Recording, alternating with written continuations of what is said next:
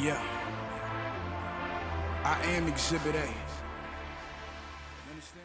Ladies and gentlemen, this is Kingsman 2KI once again with another video, and I just want to touch on um, this topic of Tomb Raider being exclusive to the Xbox One. Uh,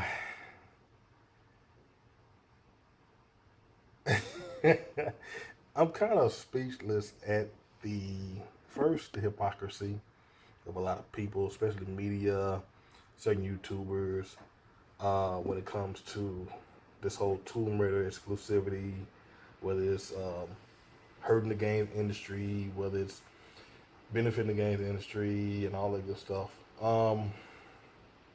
My This is my perspective on it. I read this Polygon article. It said Tomb Raider projected to hit 6 million in sales. Notice the date. The date is March 6, 2014. So in March, this multi-platform game hit 6 mil in sales, which is not bad. But considering the amount of the game development it went to it as a reboot, it was on PS3, it was on Xbox 360, both consoles selling 80, 70 million in sales as far as installed base, and then they did the definitive edition for the next gen consoles, and uh, you know, just basically just this month in July, I should say, according to NPD, they hit 10 million um, console sales of PS4, and I think Xbox is, they haven't released those yet, but I know the last they said it was around about 5-6 million. But my thing is, this is this article was written in March, and they just hit 6 million in sales. So the whole Tomb Raider exclusivity deal was about business, smart business move, and money. Okay. Um, People got to realize the games industry is a business first, and the problem that we seem to be having as gamers is, at first, back when you had Nintendo, Super Nintendo, you know, Genesis Master System, Sega Genesis, we all this stuff didn't matter. All that mattered was the games, and if a game that wasn't on the Genesis was on the Nintendo at that time, and your friend got that game, you just went over there to your friend's house to play that game. Or you begged your mom or begged your dad, oh, I need a Nintendo. Well, you already got a Sega Genesis, but this game, I just gotta have it, and make sure your grades were good, and you went, and on your birthday you got a Nintendo along with your Sega Genesis, or the other way around. I mean, it's all about business. Now, this whole mentality of the customer is always right has creeped into games industry, and it gave us a perspective of entitlement, which is, I think, does more harm to the game industry than anything. Especially with the outrage that every time Microsoft does anything, you got people, trolls from I don't want to necessarily put just Sony fanboys, but just trolls, period, going crazy, threatening developers, threatening people that worked on the game, voice actors. I mean, going on change.org, making petitions, all because your perceived hate of a console or a company that you thought was doing you in somehow. It's gotten too personal. The loyalty to these systems have gotten way too personal. It's gotten overboard. It's become tribal. Your preferences have become a religion. And I think it's time out that we really re-examine ourselves, re-examine our, our minds on how we really think about this.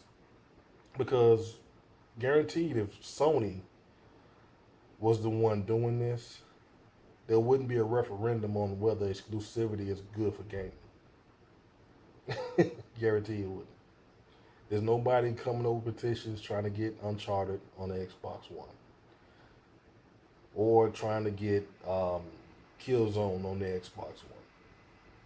I mean, there's just not. You know, exclusivity has always been in games ever since Nintendo and Genesis. It's just been that way.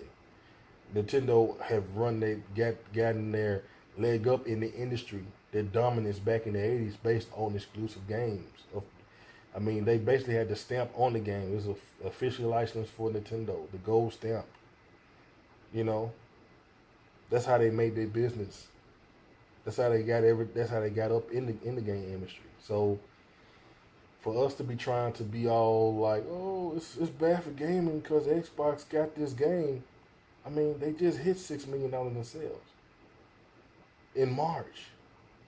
This is August.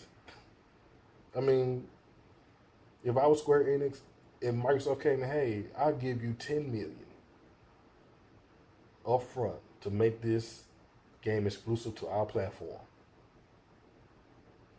yeah, I'll jump on it because I just made $6 million going multi-platform. So why not do a deal for $10 million with Microsoft, make it exclusive to their platforms, 360 and Xbox One? And the only reason why they're doing 360 is because there are a lot more people still with 360s. It's a bigger install base, so they can make more money. I mean, why not do that? That's smart business. And for anybody to be like, oh, it sucks, and Microsoft is bad for business, and it sucks for PlayStation games. Well, you still got a 360, PlayStation fans. I mean, buy it on 360. You know, or you're probably going to get an Xbox One to get Sunset Overdrive or whatever. Buy it on Xbox One. I mean, it's nothing.